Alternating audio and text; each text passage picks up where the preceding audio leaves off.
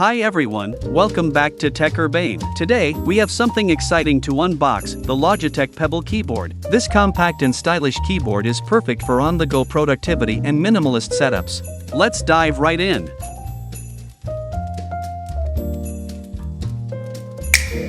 Here's the packaging.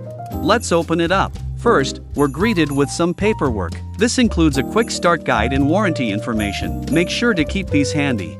And here it is, the Logitech Pebble keyboard in all its glory. It's incredibly slim and lightweight, making it perfect for portability. The finish is smooth, and the design is clean and minimal. What else do we have here? A pair of AAA batteries comes included to power the keyboard, and we're greeted with some paperwork. This includes a quick start guide and warranty information, and also the keyboard supports Bluetooth connectivity. Taking a closer look at the keyboard, you'll notice the rounded keys. These are designed for comfortable and quiet typing. At the top, you'll find function keys for quick shortcuts, and on the left, there's a switch to start your wireless keyboard.